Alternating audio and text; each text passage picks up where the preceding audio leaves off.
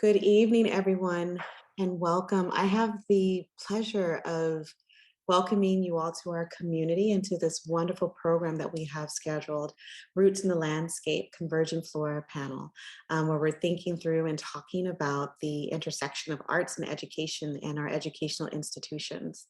My name is Dr. Wendy Williams. I'm the Dean of the School of Education here at Mills College, and welcome. As is customary for us, each time we have a program, we also recognize the importance of acknowledging the land and the labor that has made our presence in this space possible, and um, wanting our whole community and those who are calling in and engaging with us to do the same. So as you are able, and if you need some help, we can put a link in the chat to help you know where you are. What we do is identify the land, the native lands on which we are housing, the indigenous communities and people who stewarded this land and made it possible for us to be in this space. I am in Oakland, California, also known as Ohlone land, on the Mills campus in Oakland, California. We recognize here at our college that this land, this property is, taken by force, was not ceded by the Ohlone people. And while we enjoy the landscape, much of which we'll be talking about today in some parts of our conversation, and our artists will share their experiences of that in and outside the gates of the college, we recognize the ways in which our presence here has imposed upon the East Oakland community. And we respect that that is not something that the community has necessarily been able to experience as fully and as richly as they should. We also recognize the labor, oftentimes remunerated at a level not appropriate with the amount of exertion and fatigue and abuse to the body to make these spaces possible for us.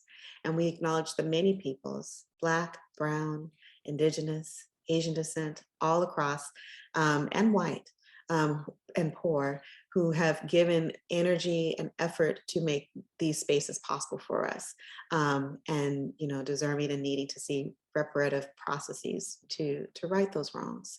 So we name those in our work, always conscientious of our role when we not only don't name, but also don't take action.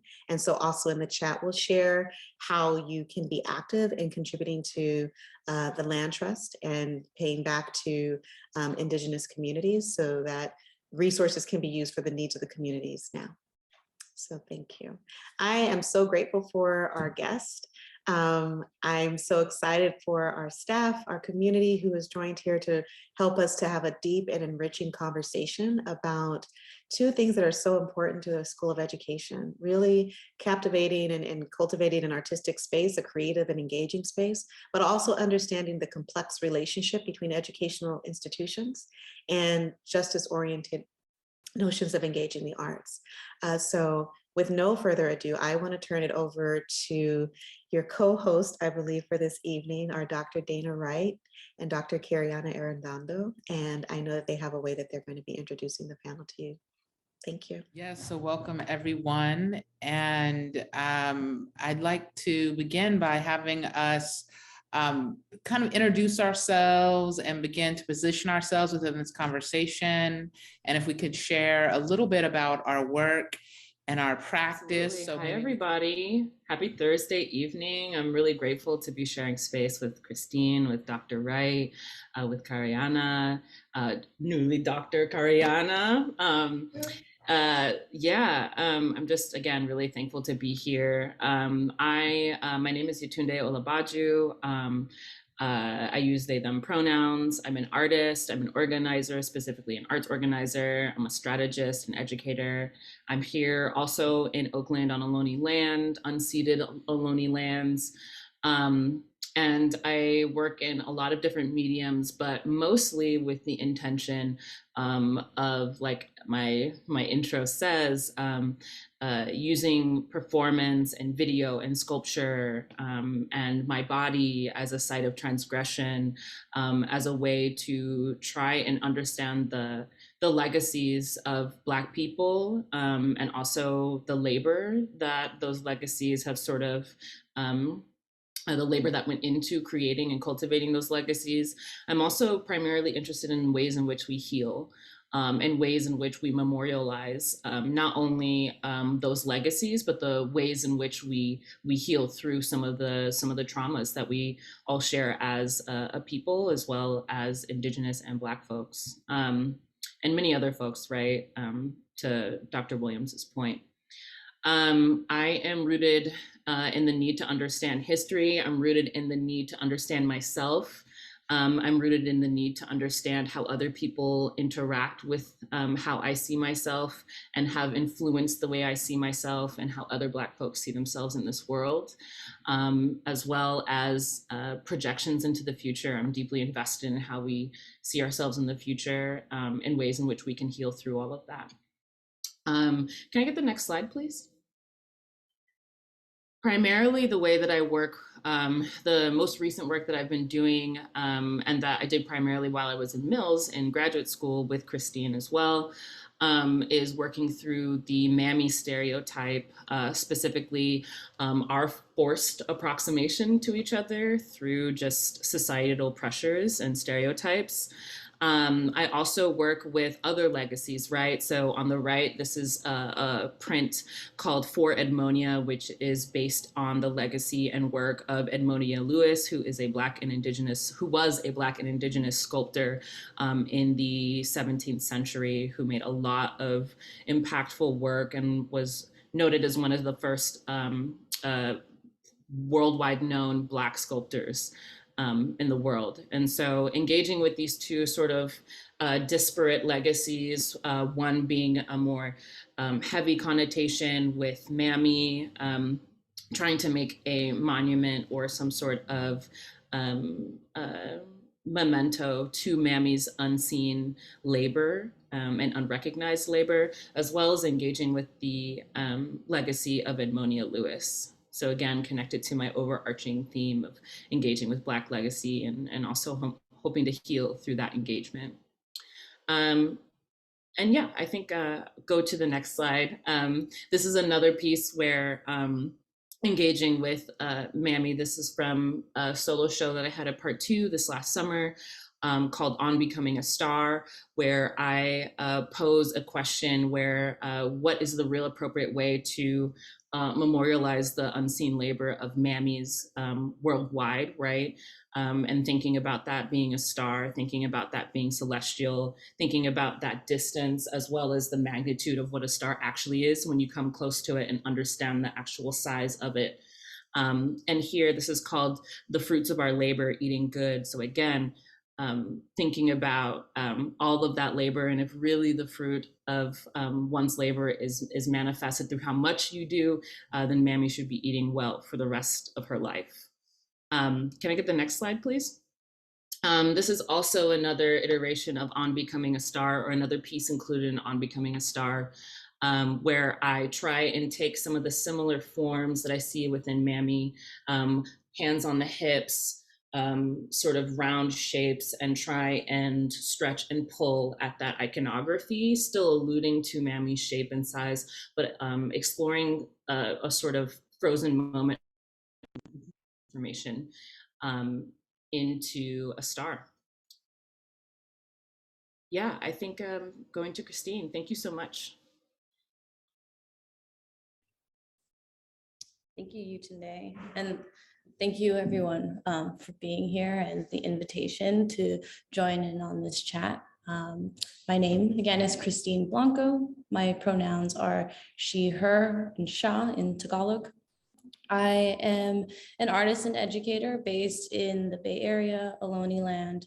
I was born and raised here, and so a lot of my work is influenced by the California coastline and the Bay Area, as well as my own family lineage in the Philippines. I work primarily in painting, sculpture, and installation. And a lot of my work is focused around environmental justice, specifically speaking to how climate change impacts, sorry, something popped up on my screen, how climate change impacts communities of color and people without resources, as well as thinking about my identity and decolonization. And then in my art practice and community engagement work, I work a lot around public land access and ocean access through just individual projects and volunteer work. In fact, this image here is something, an outdoor exhibition that I put together with some friends. We had access to this coastline within our circle, and so we wanted to make this show that focused or that centered BIPOC artists, which included Yétúndé's work. Next slide. So I am currently an artist in residence at a Filipino collective called Ballet Creative based in San Francisco. And I recently just finished up some mural work here, and this is in the Soma district. And this work is focused on pretty similarly to how we approached Converging Flora, actually thinking about fruits and vegetables and plants that are native to the Philippines, and thinking about how the Filipino American experience incorporates a lot of growing gardens that mirror the land in the Philippines. Next slide. And then I just finished up a residency with another Mills alum, Emma Logan, who might be on the call. Hello, Emma, you're here. This was a residency at Kala Art Institute, and we did some community work. We created a seed map, and we were thinking a lot about, this was created during COVID. So thinking about how can people interact without meeting face to face. So we created a seed map, trying to think about how food can be accessible. And so we put out these yellow boxes within the Berkeley San Pablo corridor, and people hopefully would stumble across them and take a seed and plant their own gardens. Thank you. So my role is as a co-facilitator on this panel, and I just wanted to give a quick background of who I am and some of my work.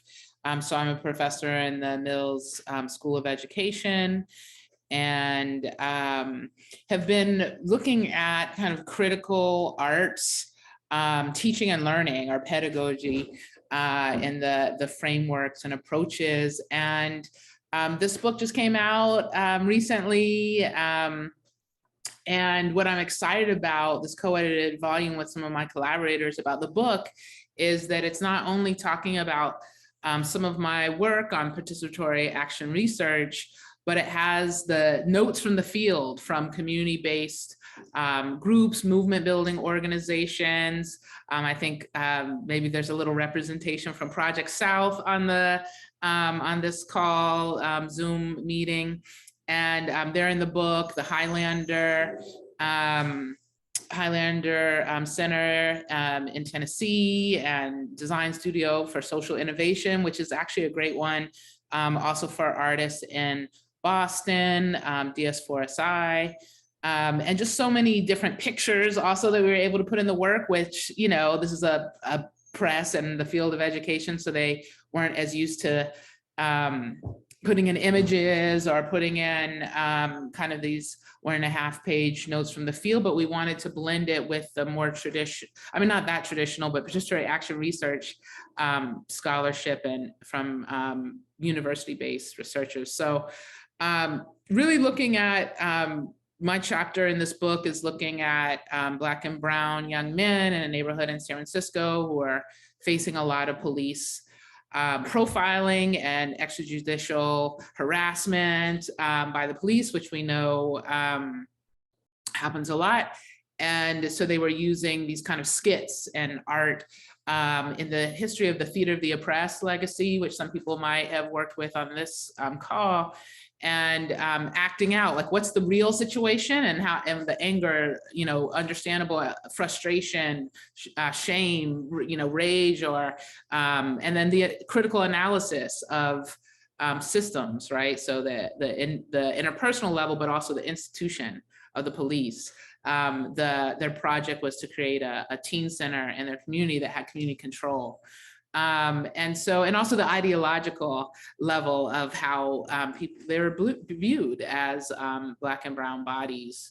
And so, yeah, using the arts really to distill some critical analysis of social injustices that people are facing. And the whole idea around participatory action research is that, similar to organizing, is that the people directly affected by social issues have the most expertise and knowledge to be part of the solution, right? And are closest to the issues and know the most about how to counter these issues for social justice. So happy to be co-facilitating with Carianna on this, and we'll go to the next slide so Kari can introduce herself.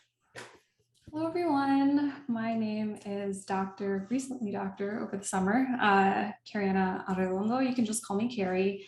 And I currently serve as the Assistant Dean of Special Projects for the School of Education. I'm an artist, an art educator, and my research focus as a scholar specifically explores how reciprocal learning and growth is fostered between artists and communities. And in my own teaching and research within the field of art education, I look at arts-based pedagogy, or the ways in which art can be a foundational entry point for interdisciplinary teaching and learning. As with, Yétúndé and Cristine's marvelous introductions to themselves and their practice as artists, many artists have interdisciplinary approaches in their own practice. Art and history, art and natural science, art and technology, art and literature, and the list can go on and on. So what gets me really excited about this conversation in relation to arts-based pedagogy is how we can have these complex learning experiences through responding to works of art, creating works of art, or performing artistic works. And I'll be quick with me. So with all that said, let's kick off our conversation with the artists around that growth and complexity. So our first question, let me move this out of the way, is Converging Flora was created during a complex period of time, a time of navigating a global pandemic, the wake of George Floyd's murder, and the changing scape of our daily sense of being. So with all that said, to my artists, Cristine and Yétúndé, can you talk a little bit about your process and experience in the development of Converging Flora? So what was this like?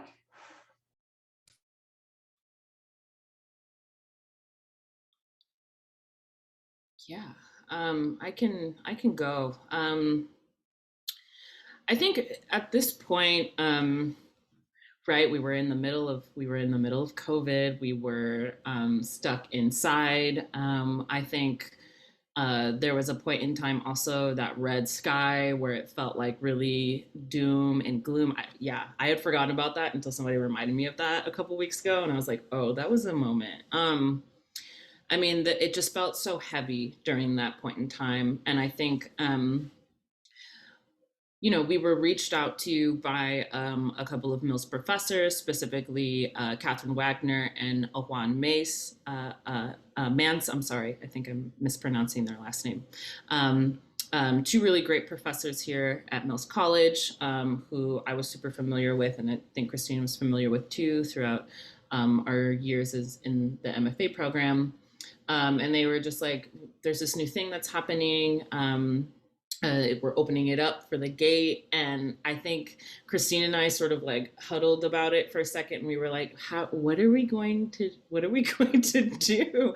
And I think that, one thing that it seemed like, and Cristine, hop in whenever you want, but I think one thing that felt really important and necessary was that we were thinking about ways for us to acknowledge the reality of what we were experiencing during that time, as well as sift through the isolation we were feeling. Like it felt like we were witnessing a lot of energy being pushed towards these things, but we were also experiencing a lot of I don't know, maybe a little bit of grief, right? Like we were about to graduate. Graduation was a Zoom graduation. Like it was just a strange, it was a strange time. So I think the process of us coming together as two sort of isolated feeling people, beyond being artists and beyond being students at Mills, I think we were really looking forward to working with this project to be able to get outside, to be able to actually like have a meditative moment on our isolation, but also move that outward and think more about what's going on outside of our house. Christine, I don't want to, yeah. Yeah, the thing that I appreciated when we first came together with this project was being able to just check in first and foremost and say, hey, where are you at mentally? What is your capacity to take this on, given the limitations and what was presented to us? And I feel like it took us multiple conversations to really sift through what made sense. And it really dictated the outcome, or like the whole entire approach. And for both of us, thank you. We wanted, again, to take walks and be mindful of the community around us and thinking about the land that we were on, who was here before us. And so I'm just looking at this slide, and these are images from my own individual art walk in my neighborhood, the Fruitvale neighborhood. And so I took a lot of time to kind of think about and meditate on our conversations and what was happening in the space. And so this grid that you see here on the top right corner are colors that I pulled to mirror the neighborhood and I also wanted to celebrate the beauty around us. And so this is a community garden in, I want to say, the Peralta Hacienda community garden is what I believe it's called. And go ahead to the next slide. This is in that same park. These are drawings that I kind of took note of. This park specifically, I think they worked with the Loney community, and I did a little bit of research, and I tried reaching out to this organization during this time. But COVID, again, was happening through all this. So it was really hard connecting with a lot of community members. And so, again, taking it to the outside and thinking about how plant and flora really was a metaphor for, at least, the work that we were doing. And so I don't think we mentioned it yet, but this idea of, native species and invasive species, if you go to the next slide. Eucalyptus is a plant that is not indigenous to California. I think it was imported here from Australia. And so thinking about this tension between the native plants in the neighborhood versus eucalyptus that is found throughout the neighborhood, and also a lot of Mills, I believe. Yeah. And one of the first things that we did just through the process of making this is one, like Christine said, we walked through our neighborhoods, took pictures of what we were seeing, also utilized it as a moment to sort of like get out of this sort of doom scroll that I think was happening for everybody at that time, where it's like, if you're engaged with anything, and if you have a pulse and an empathetic bone in your body, you're like, oh my gosh, like there's so many things happening in the world right now. and it's overwhelming. And it also feels there's, I think sometimes when a lot of change is on the horizon, there's a bit of like a shake or a jolt of like intensity that I feel like can be paralyzing, right? And I think on top of that being COVID, I think both Christine and I used this opportunity to be able to move outside of our homes and be able to engage with our neighborhoods, as well as think about Mills in the context of the neighborhood in which it resides, right? So East Oakland, unceded Ohlone land, and thinking about how to bring the neighborhood that surrounds Mills into the front of Mills. And so if you go to the next, oh, you're at the slide. Yeah, that's actually great, Carianna, thank you. Could you go back to the other one? I'm sorry. Yeah, so what you'll notice is this is, the images that you're seeing now are what's facing Mills. And I think, Christine, this is something that we talked about, is that we want the eucalyptus to be facing Mills. All of the drawings of the eucalyptus seed, as well as the leaf, as well as the primary sort of bark textures as well, is facing inward to Mills, whereas, which is the invasive species, right? Whereas the native species of plants that we were engaging with, like thistle and California poppy, there's some oxalis as well, which is that little yellow flower that is also maybe theoretically invasive, but I don't think, I think it's just like a weed. It just grows really intensely here. But it's facing outward, right? And so thinking about sort of like quieter moments of boundary breaching, opportunities where, you know, because a lot of what was happening during that time was like street protests, folks going out, being very vocal. I also think because we were able to, I mean, in theory, a lot of us were able to rest because our lives were so disrupted that I feel like a lot of people kind of were forced to shut down business as usual in that time. I think a lot of people were more readily available to engage with more civic movements, more social justice movements in ways that they wouldn't have been able to prior if they had a normal 9-to-5, right? And I think something that we were interested in is ways in which the revolution is quiet and is slow. And is more nuanced. And so I think we kind of took that approach in creating the sort of actual artwork for the Richards Gate project. Yeah. Thank you so much. Mm-hmm. Thank you all for that. And it's just great to be on this panel with all the artists here. And I'm wondering if we could think about this question. And as a school of education at Mills, right, we position ourselves within a framework of reflective practice.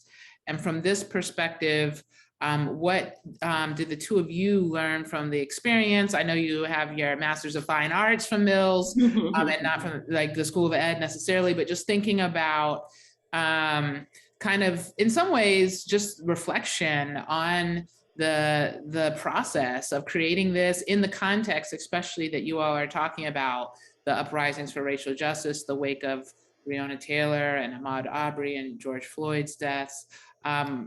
And yeah, if you all could speak to that kind of reflective process. You all mentioned that it was a time when we had to kind of reflect as a society, and there were so many different issues happening. So I'm wondering if you all could speak to that a little bit. Yeah. Yeah. I'll just jump in. Yeah. You know, when we created this piece, there was a lot that we wanted to do with it, right? And it's hard to, when you have certain budget limitations and timing capacity, originally we wanted to do interviews with community members, but we realized that we don't have the bandwidth to do it. Also, you know, creating art as artists, we also want to be paid fairly for the amount of time that we put into it. And so for me, sometimes personally, like this is the first time I'm expressing it here, but I sometimes feel this sense of guilt of not doing enough. But then I have to remember that, you know, there's a certain amount that I can contribute that makes sense for me in this space and time, especially a time that's was as intense as you know, the time of George Floyd. Do you want to add anything or your own perspective? Yeah, I mean, this was an intense experience. I think, did this happen before graduation or right after? Was it right after? It was right after, Right after, right? Yeah, Yeah, right I'm after. pretty sure it was right after. And I think honestly, the way that I was feeling, I was like, I'm kind of mad. Yeah. I was like, I mean, obviously, like the world stuff was, everything was happening, but also like I was feeling, I think I was going through a process of grief on top of the sort of, um, you know, being Black in America grief, right? Of not being able to really feel like I could celebrate all of the hard work that we did as a cohort together, right? Really like, you know, life, this is a milestone moment, not only for myself, but also this feels like a shift in this, a paradigm shift, right? Like a zeitgeidal, if that's a word, shift for all of us. And not being able to celebrate, it felt kind of intense trying to um, translate all of this very righteous fury into a project that we wanted to be beautiful, that we wanted to be a moment of respite or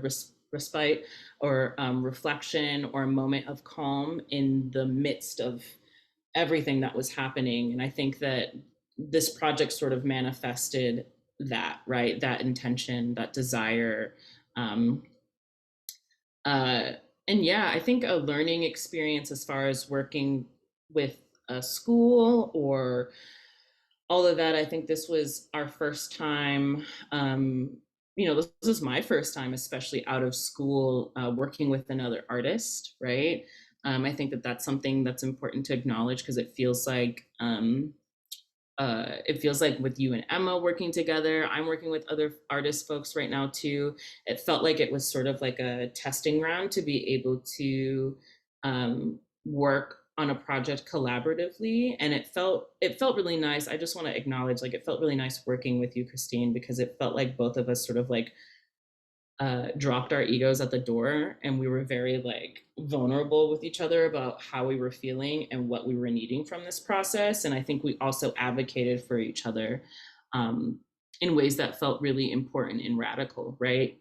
Like when we talk about these larger societal shifts, they start with how you treat people in your community and how you work with people in collaboration. And I think that, you know, something that I'm proud of us for is working together well and respecting each other through the process, and also acknowledging each other's humanity while we do that, right? We were kind of forced to because it was a hard time, but I feel like that's important, you know, like it's so easy to lose sight of that when you're doing projects like this, especially in the fast sort of timeline that we had to do all of this. Yeah, it moved very, very quickly. And, you know, for how the pace that we wanted to move, it just felt like we were all constantly on a deadline. And so, and so, yeah, that is something that I appreciate so much. And for me, it was also my first time collaborating and knowing how you work. And I think that was really important. I don't think we would have been able to do it if we didn't know how each other worked, learning through each other's processes through grad school. But yeah, that, you know, I haven't even had a chance to fully think about that as you're talking about it, but that whole collaboration aspect, you know, yes, of course I appreciate it, but now you're like taking me back to like, okay, I need to give Yétúndé space. You know, if I'm feeling a certain way, I have to understand where you're at and give you room to kind of process everything. So I appreciate you.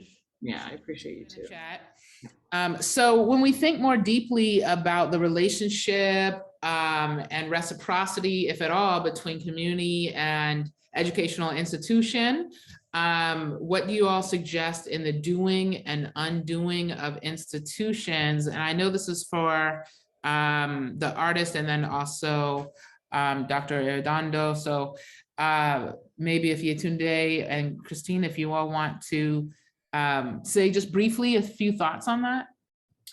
Yeah, that's a dense question. Okay. Reciprocal relationship between the community and educational institutions.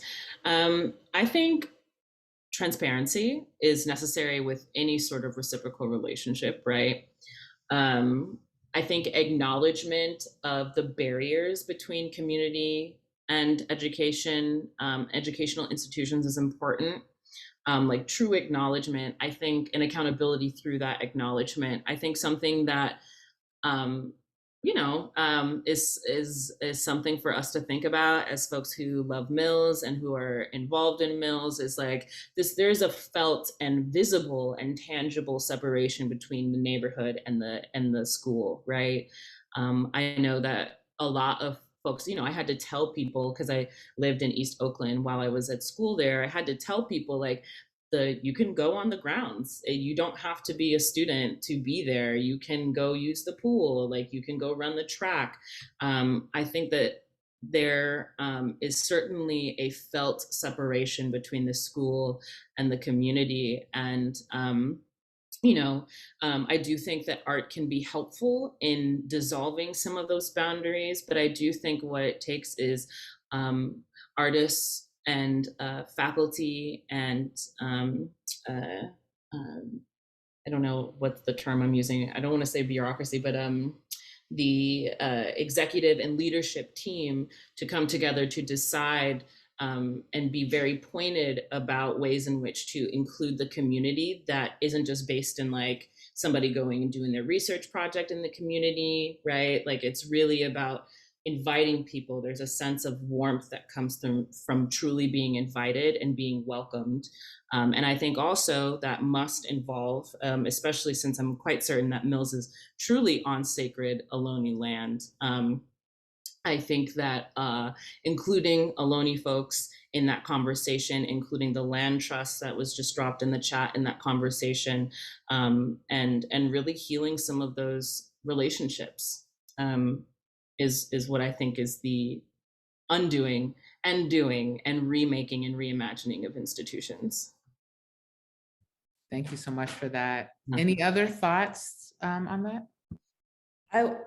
I wanted to just add on to that. Yeah, my mind just goes straight to whenever I think of like institutions, where are they, located, and it's just land back and giving up, some of the property that the space that you're taking up to Native people. And I know that like that's such a, people don't want to give up power. And that's another thing that I'm just like in thinking about this question is people in power, like being able to like give up some of that and for the community that you're in and giving the underrepresented the opportunity. And I think, for me, like thinking about my own position of having some privilege, like for individuals within institutions to really ask themselves, like, how can I contribute to the doing and undoing of these systems in place? Yeah, with the expectation that like with the loss of that power some of these roles that we play in holding up that power will dissolve. And I think that's the other thing that is like hard about that, is that with that power, people feel like their ability to be supportive will like dissipate, like with the losing of that role somehow, that they won't be able to be involved, or I don't know. It's an interesting, I want to stop talking. Yeah, I know what you mean. But yeah. So chiming in on my end, because I have kind of a complex role as both like an artist and an art educator and a researcher, thank you to you, Christine, and Yétúndé for just being vulnerable and sharing and reflecting, but then also celebrating your experience creating Converging Flora. We talked about, bridging and connecting with each other past thresholds, which makes me think of this psychological term called threshold fear. It's been applied to museums and other institutional spaces to describe the sense of like anxiety felt by potential visitors, which ultimately becomes a barrier that prevents them from enjoying or even just physically entering the space. And this sense of anxiety is produced by both like physical barriers, such as lack of physical access and accessibility, but then there's also more subtle factors within threshold fear. So like the design and the architecture, or even the historical legacy of museums and institutions rooted in colonialism. So what is it about the both physical structure of the institution, but even the invisible psychological walls that may potentially exist that keeps folks from entering? And with that said, chiming in with my research background, within the field of art education, there was a recent study that came out that talked about the 3 most underrepresented groups amongst visitors to both art museums and galleries are BIPOC folk, persons with disabilities, and those from less affluent backgrounds. These are the people that are most likely to be affected by this sense of threshold fear. And it's something that I've even encountered myself growing up. I didn't go into an art museum until I was a senior in high school on a field trip, because that just wasn't something accessible to me, my community. My parents never went into a gallery until I started going to school and making art. And with all that said, how do we work towards dismantling these both physical and invisible walls that exist? I think the work that both Christine and Yétúndé have done at Richards Gate is a step in the right direction. You're giving us a sense of more a fluid and porous approach to like engaging with one another, sort of bringing the outside in and the inside out through both metaphor and symbolism. I must admit, I recently started, working at Mills in August, and I thought Converging Flora was visually just stunning to look at. But then there's so much more that you can unpack when you just take a moment to notice, to wonder, and then most importantly, to process. And I really do think that's the beauty of art as a vehicle for igniting this dialogue, giving us an entry point, as I've talked about, into diving into a necessary conversation around justice and equity. So that's my 2 cents there. So thank you again. Thanks. And I think we can go to the next slide. And maybe actually, and I appreciate also the comments around rematriating the land and land back, and really visioning. That does mean that there's different roles, and that does mean that space changes, right? And ownership. And I think, that's important to throw in the mix that, there's the short term, but there's also like these big shifts that are really happening. And I think the land trust that was dropped in the chat that others mentioned, Ohlone folks and other indigenous folks are actually getting land back. So it's a really exciting moment in so many different ways. As there's like crushing systems of oppression, there's also agency and movement building and organizing and arts. And I think that, in terms of cultivating joy, I was talking with the 5th grade teacher the other day, and she was saying that with her 5th graders, they tried to really cultivate joy as in some ways, an act of resistance around the pandemic, and that really changed their ability to, the students' ability to like deal with so much that's happening on so many different levels in society, but also, sickness and death and the pandemic and fires, as was mentioned earlier, right? The wildfires and people getting evacuated. So I think, I'm kind of curious about the second question that was put forth by a Mills community member, student. But I'll get, there's also the first one is a little interesting too.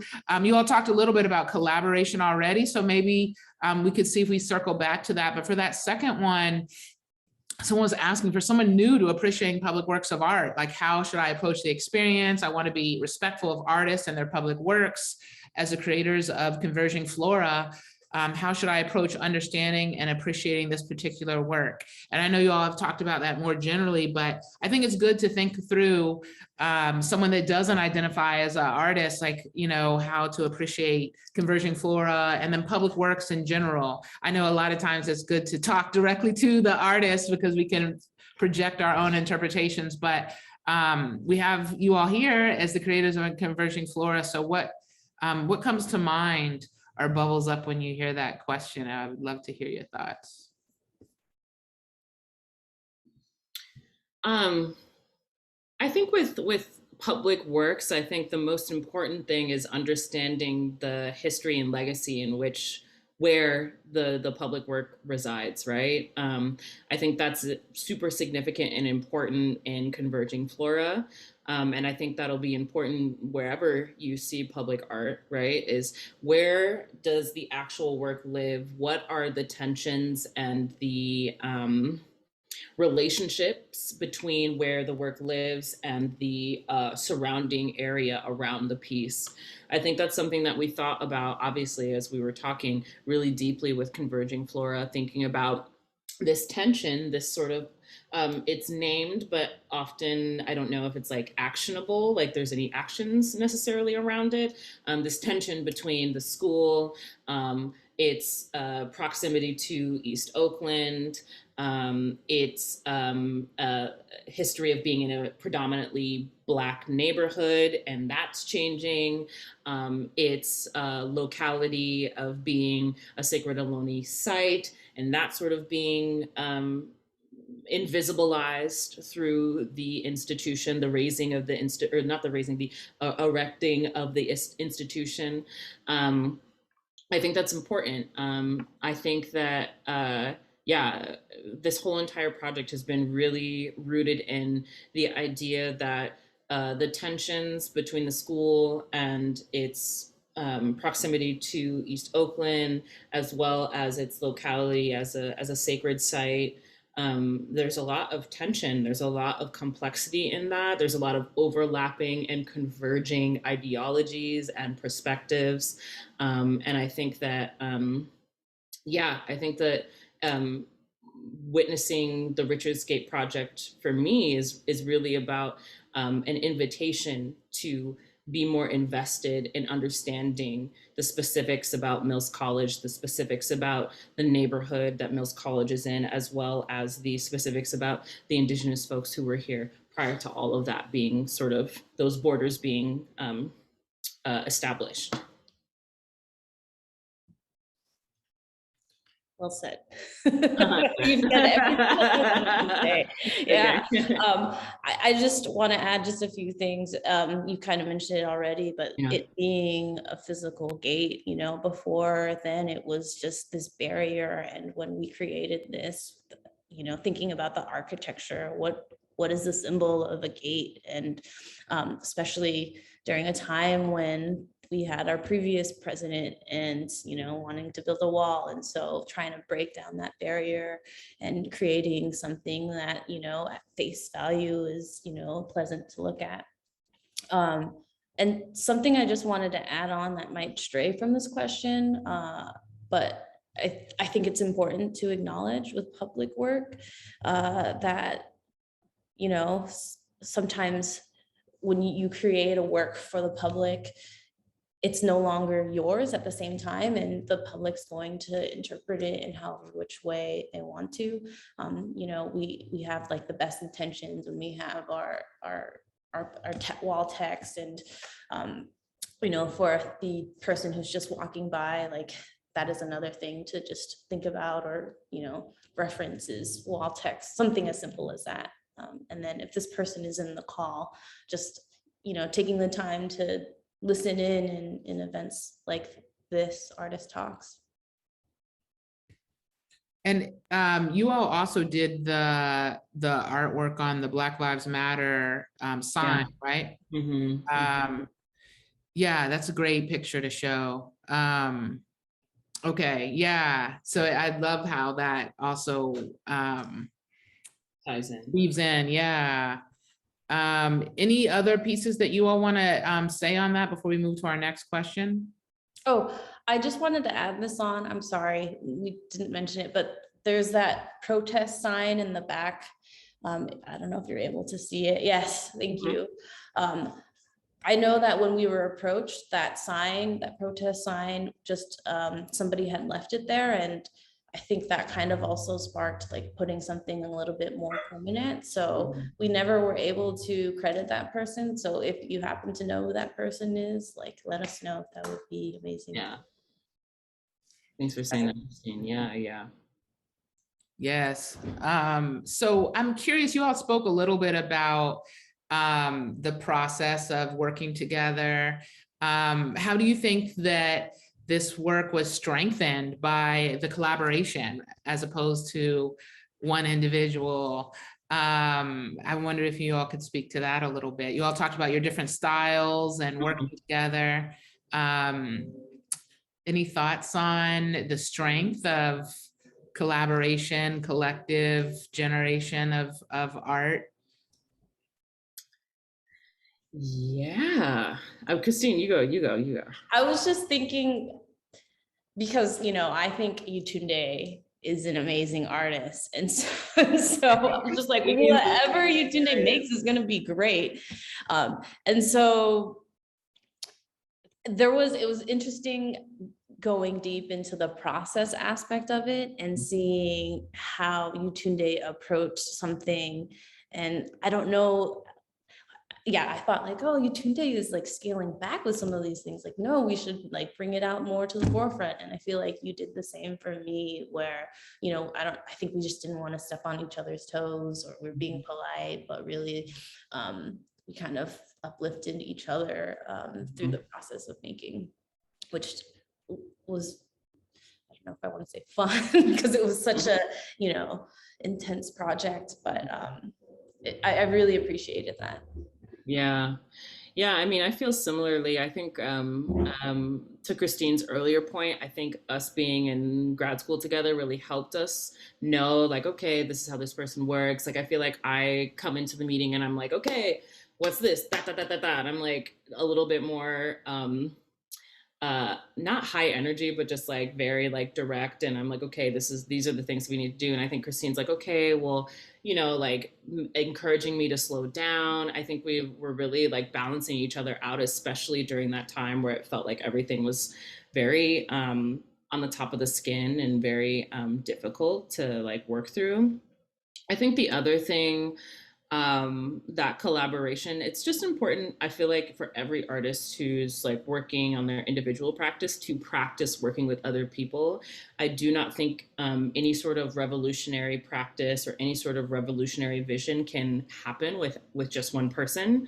I think that we need to learn how to collaborate with each other and work together, and like learn how to trust other people in order for things, yeah, in order for like us to really like be able to survive in this planet, in this socio-political climate. Like, we need to rely on each other and figure out how to trust each other. And so any opportunity that folks can get to like work with people that they trust and that they admire and that they care about as just humans, not even just artists, but like just baseline as humans, I think it was a treat to be able to do that with Christine, and to practice that, like I said, right out of grad school, where working with folks, I had been in art collectives before going to grad school, but doing this, where it was like back and forth, version 1, version 2, that was something that I hadn't done with somebody else before, and being able to do that with somebody that you genuinely respect and enjoy and trust was important. So I wish we could have involved more of the students, like I said, with